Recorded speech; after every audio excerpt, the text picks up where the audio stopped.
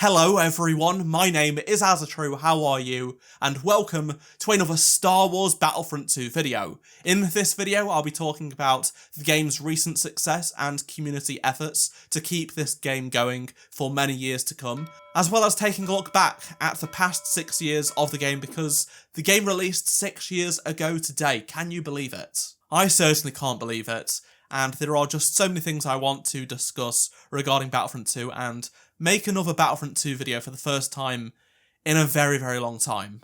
We are back. This video is unscripted. I do have a couple of notes on the topics I want to discuss and get to, so make sure you do stick around till the end of the video because there are so many things I want to share with you in this video, so please do keep watching. There is a lot to discuss. I wasn't planning on making this video. I haven't done anniversary videos for this game before. Last year for the 5th anniversary, I was like, I am so burnt out with this game, I'm not going to do it. So yeah, the 6th anniversary is a bit of a weird one to make a video on, but I just wanted to talk about it because I've been itching to talk about Battlefront again. I just wish there was new content, new updates, anything regarding the franchise, but we'll get into why that won't be happening later on in this video. Honestly, even though it has been 6 years since release, it feels like it has only just been 3. It's really strange. The last few years without content have flown by and have been really, really weird because Battlefront was such a core part to so many of our lives. It's what we lived and breathed for more than 5 years, and for me personally, even longer. So with this video being unplanned, it's not going to be a really seriously edited video where it's got loads of graphics and things like that to showcase the last 6 years of the game. It's just my experience, some of the stuff I had on the top of mind that I really wanted to get out there, because I talk about the game on Twitter and with my Discord community, but it's not the same as my wider audience, which is on YouTube. You will see some cool stuff throughout the video, like memories of events, parts of vlogs, or even maybe some unreleased vlogs that I never got out there when I probably should have done back in the day. You'll see some behind the scenes clips of me at DICE, things like that, like I'm showing you on screen right now. And there is so much more I wish I could talk about, but I'm still under NDA, I won't be breaking it. There was just so many incredible memories that we had, us game changers that got to be part of this incredible community that got picked by EA. I was very lucky and thankful that I could do what I could for my community and the wider Battlefront community. It is also 8 years today since the first Battlefront came out from DICE, which is also hard to believe. It's close to a decade, and that game for so many of us was the beginning of this journey. It was an incredible day. It was an incredible few months in the lead up to the game. We had the new Star Wars film, The Force Awakens, that we had been waiting several years for. We also were getting a brand new Battlefront game, which we had been longing for a decade. That game really kick-started it. A lot of people don't really appreciate what that game did. It's the best-selling Star Wars game of all time. Seriously, some people don't think that, but it was. It was quickly the best-selling Star Wars game of all time in just a few months. It sold around 23 million copies, which is about 7 or 8 million more than Battlefront 2 from DICE, because it just didn't sell as well.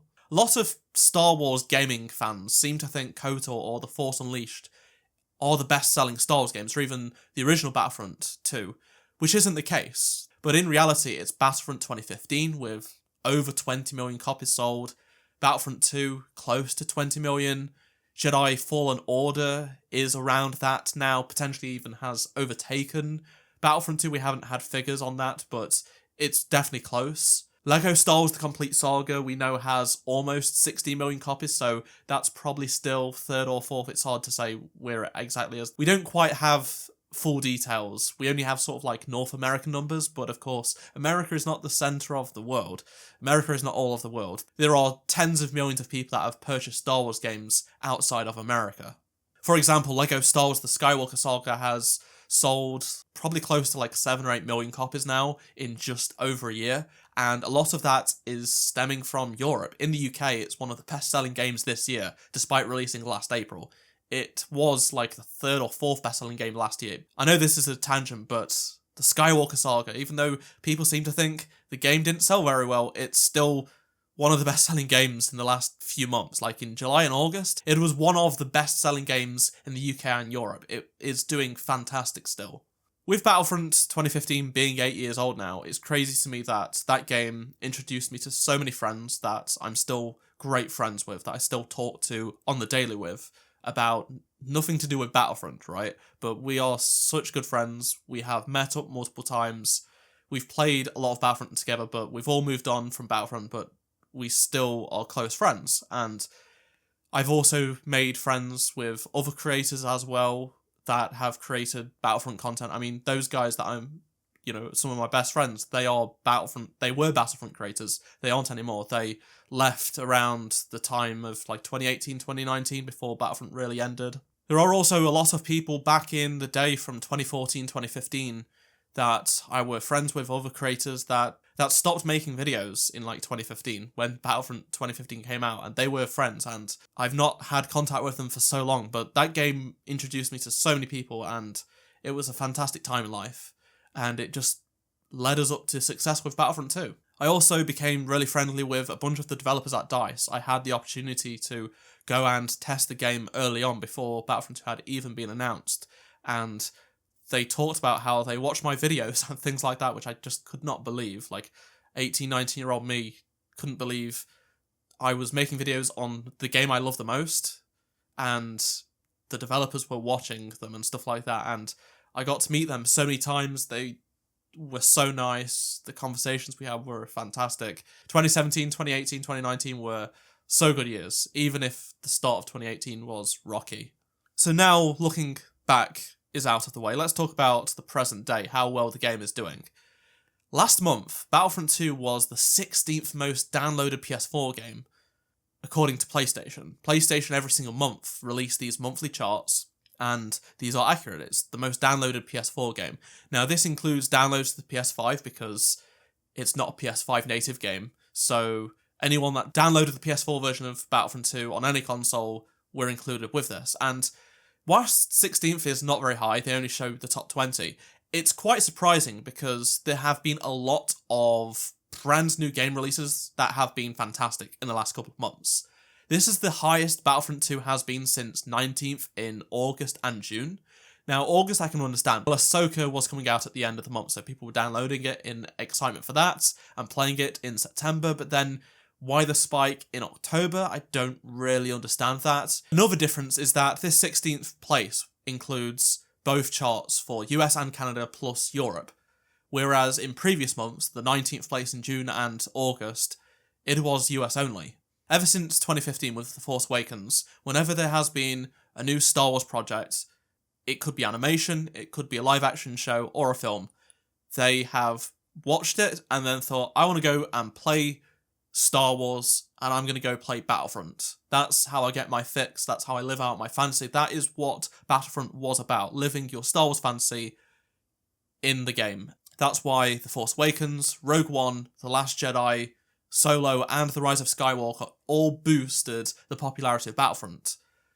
And it was fantastic. The themed content definitely helped, but people are still coming back to this game to play it because of Ahsoka, because of Andor, because of The Bad Batch, because of The Mandalorian. They don't want to play the other games, Galaxy of Heroes, or Fortnite. They want to play Battlefront, and they can't use that content without mods. Another thing of note is the subreddit. This huge subreddit that is still largely popular and gets tons of posts every day. For a game that hasn't had an update in over 3.5 years, it's still a massive subreddit compared to most games, and every day there are people making posts saying, should I buy this game? What do I need to know about this game? I've just bought this game and it's one of my favourite games. It's fantastic. They are 3.5 years late. A lot of money was left on the table pulling the plug on this game because so many people 3.5 years later with no new content are still flocking to the game. Not as much as you'd think compared to most games, but this game could still be going, in my opinion. Let's talk about some community efforts, because on the PC side of things, mods have been a thing, but at the end of the day, most of the player base is on PlayStation, and some on Xbox. The PC player base is really small. It really annoys me when people say, oh, there's only 2,000 people playing on Steam, right? Or 1,000 people playing on Steam. Steam is by far the smallest player count. Most people bought the game on Origin, as it were. It's now the EA app. And then it came to Steam and the Epic Games Store a few years after launch. Most people don't play on Steam. They already bought it on Origin. Then it was given away for free on the Epic Games Store. 90 million people claimed the game. Millions of people downloaded it and played it on there. They're not playing on Steam. They are playing on the Epic Games Store or the EA app now, not Origin. The Steam play base is irrelevant to these numbers, so saying Battlefront only has 2,000 numbers is stupid compared to other games. You have to take into account unreleased numbers that are on the Epic Games Store, which many people used for mods because it was free, and the EA app, where most people bought it. On top of that, most people play on PlayStation. A lot more people play on Xbox over PC as well. So the game is still getting tons of people, it's just that it's also mostly just Europe and America, unfortunately. So let's talk about these community efforts to keep it going on the PC side of things at least. So Kaiba 2 is happening. There will be a second version of private matches, a second iteration that should make it easier. Because the issue a lot of players going from console to PC have is they just want to download the game, which to some people is more daunting than console, and then just load up the game and play. They don't want to have to download another program, maybe a secondary program on top of that, find mods using videos like myself, using websites they don't know, extracting mods potentially, like this whole thing. There are just a bunch of hoops that make it difficult, and then that's just modding. That's not including how to use the Kaiba servers and things like that. It's very technical, and most console players don't want that. That's why they play on console. They just want to download the game and play it.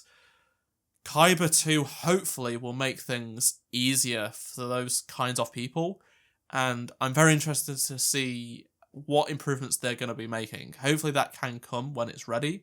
I think releasing it when it's as easy as possible will be good. At the same time, the longer things go on, less and less people are interested in this game. So, yeah, they're in a tough situation, and it's difficult, I can understand for them.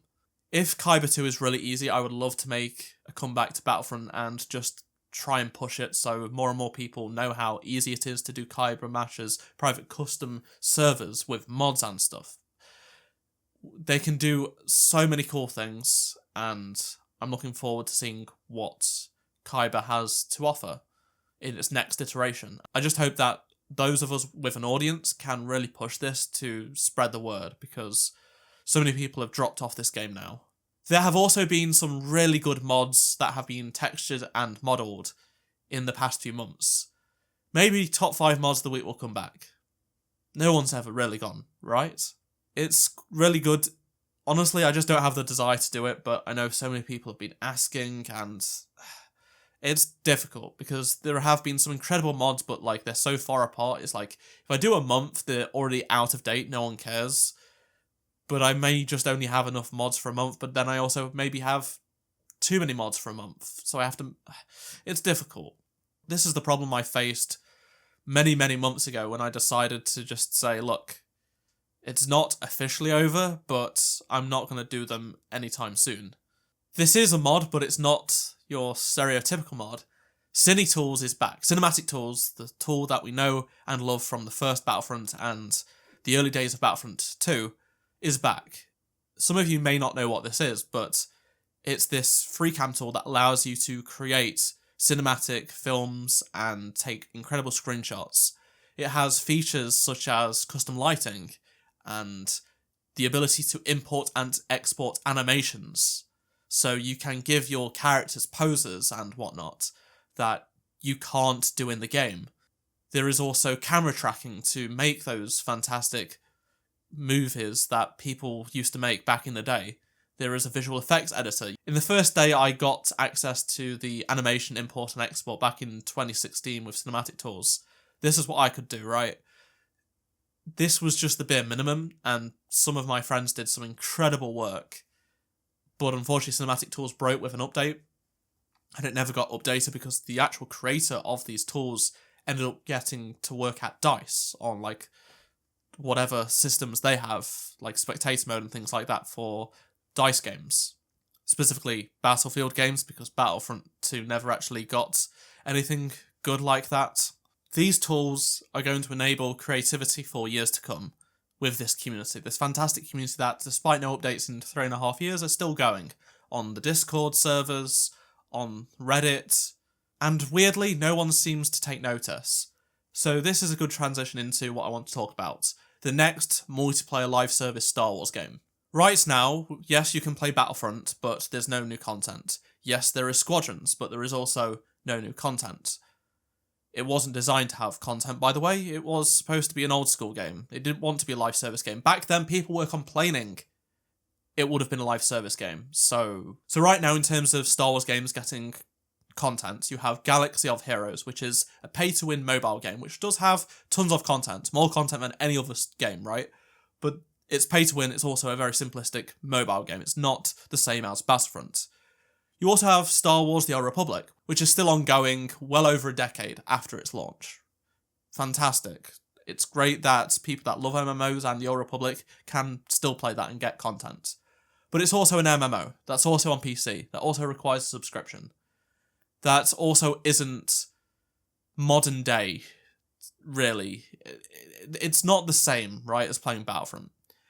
Then there is Fortnite, which gets maybe 1 or 2 Star Wars skins every few months. Who cares if you're a Battlefront fan? A skin is a skin, and that's it. And you're still within this game that I just can't stand. Its gunplay is horrendous, always has been. I played before the game was even out, before it was even a Battle Royale. I didn't like it. I played when Battle Royale launched, and I hated it. I still, to this day, detest it. But that's okay. I'm not going around saying why I shouldn't play Fortnite. I just think it's a horrible game in terms of gunplay, and Battlefront 2 is 100, 1,000, a million times better. Now, the next Star Wars game that probably will release is Star Wars Hunters, which is a live service, multiplayer Star Wars game. However, it's only going to be on mobile phones and the Nintendo Switch, so it's missing out on the Battlefront audience that mostly plays on console, as well as PC. Well, the thing is with Star Wars Hunters, it's actually really easily emulated on PC. I've made a video just a few weeks ago showing how easy it is to do in just a few minutes. However, it's not as simple as just downloading Battlefront and playing it. Whilst Star Wars Hunters does scratch some of the itch of a Battlefront game, it's not the same as what we had with Battlefront. It's also more like Overwatch than Battlefront. It still has quite a lot of differences. Well, a lot of people are assuming Respawn's upcoming first-person shooter is going to be a multiplayer live service game because of Respawn's pedigree with Titanfall and Apex, and on top of that, it just makes sense, right? Well, I explained in a recent video why the game probably is not going to have multiplayer, at least maybe something very minimal, but still, it's a single-player driven story game. That's what it is. Even though it's a first-person shooter, look at Doom, right? Doom had that tacked on multiplayer, but it's known for its single-player campaign. No one remembers the multiplayer, it's all about the single-player, and this is what this game seems to be like. I go into all of the details in that video, so please do check it out after you've watched this one. So the hope of that game being the next live service multiplayer Star Wars game is pretty dead in my opinion. All of the other games that have also been announced that we know about are all single-player. A question so many people ask me is, why can't the game just come back? Battlefront 2 just come back, they just start making content. Well, the game's 3.5 years old. The systems were made in 2016. Pretty much all of the developers have left DICE. And DICE are not interested in making Battlefront, they are all in on Battlefield to kickstart that franchise again. People have moved, even moved countries. The Battlefront team are spread thin. They're all gone, effectively. They've gone and found their life elsewhere. You can't just bring back Battlefront 2 by saying hire these 50 people to then bring back a 3.5-year-old game. All of these people don't know the systems, don't know how the game worked before. There are just so many logical factors why it just can't happen. Anyone could create a Battlefront game right now. Lucasfilm owns the Battlefront name, EA doesn't. You can pitch your Battlefront game to Lucasfilm, but no one wants to. because of many reasons, and I'll explain. So, when Battlefront was coming out, it was when live services were really coming to power. PUBG was taking everything by storm. That was the start of Battle Royale, really. And then Battlefront 2 came out, and then Fortnite followed the year later, and then every game was pivoting to being live service, right? Like Destiny 2 had come out just before Battlefront 2, I think, and things like that. So live service games were where the money was at in 2017, 2018, and 2019. However, things have changed. Most live service games are now losing money or just straight up dying. They're being killed off by the publishers because they are losing money.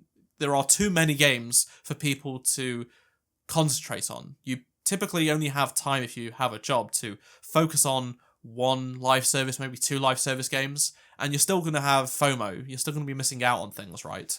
Even with a super flexible job like myself, where I run a massive GTA website and this YouTube channel, I have time for a lot of games, but I can't just dedicate all my time to one game because I want to play various other games, so I miss out on plenty of other things. There is just so much saturation that there is a lack of money coming in. Even Fortnite had to let go like 1,000 people recently because they are losing money. Fortnite, if you think Battlefront 2 could come back, it's insane. Fortnite, the absolute pinnacle of live service multiplayer, is struggling, is losing money, is getting rid of people, which they shouldn't be doing. On top of that, the publisher has to give Disney a cut of every copy, every microtransaction sold. So you're already losing more money. The difference is with Star Wars, though, is that it's a bit of a niche. It's strange because there are so many generic first-person or third-person shooter games that are live service that are dying, but there isn't a Star Wars one, and there is this massive Battlefront audience that have no game to go to. They want a Battlefront game, or a Star Wars game, and they will flock to it. So you have this audience waiting that are hungry, that are 3.5 years without content hungry, that are desperate to play whatever it be. Whatever game will come, they will play it. Hunters, it's difficult because it's not on console in terms of the PS4 and Xbox, but they are all there. They're waiting. And you also have the casual Star Wars fans that will just play it because it's Star Wars. So why no publisher can realise this? Like, I just want to pitch you a Star Wars game for someone and explain, like, all of the Battlefront content, whether it be on YouTube or Twitter or Reddit or Discord, is so much more popular than other games.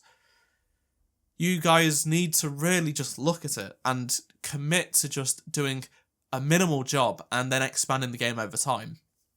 This takes me into another thing I want to talk about. So many people are just like, they could just make a new Battlefront, right? Well, the difference is, Battlefront 2, in terms of its content, took about 5 to 6 years to make. It came out in 2017, so it was being made in 2016. And then it had 3 years of content on top of that. So 5 years, really, of development. So if you started today on a new Battlefront, and you wanted all of Battlefront 2's content in this game, plus more, it would take you like 5 years. You'd not be getting it until November 2028. Just think about that.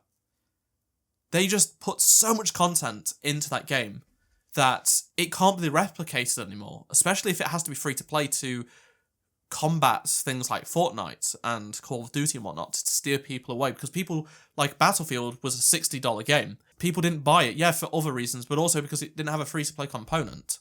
Battlefront would have to be minimal in terms of its content compared to Battlefront 2, which already puts it into a PR nightmare because it's like, well, this game, this third iteration or whatever live service game it is, has less content than the previous one.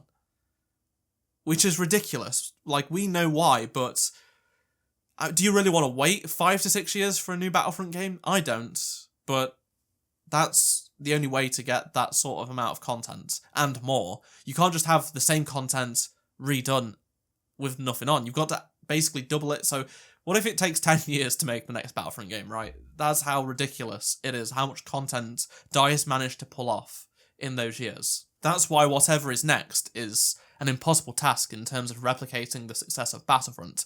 It just needs to be like Hunters, where it's a couple of modes, various characters, lots of cosmetics, and then it's got to have content ready to go. So let's say the game has this bare bones content compared to, say, Battlefront 2. It launches, and then after a month, people are like, it's boring. There needs to be a drop after that, and there needs to be a drop in the month after that.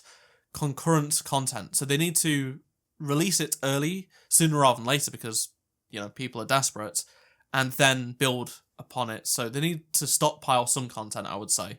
There are just so many what-ifs regarding Battlefront 2 and Battlefront 3, and my good friend Elliot, Battlefront Updates, who you probably do know, who has been a staple in this community since the beginning, made a really good video covering Battlefront 3 and things like that, with actual truth from Dennis, the design director, former design director on the game, and other developers that have mentioned things like there is so much clickbait, so much BS, so much nonsense surrounding Battlefront 2's demise and Battlefront 3 that he basically compiled all the real stuff, because there is just so much fake stuff out there. It happened all the time with Battlefront 2, but I see so many people comment on my videos like fake stuff, and I'm like, you guys just got completely tricked by other creators, by just random people on Reddit and things like that. Do check out that video, it's linked down below in the description.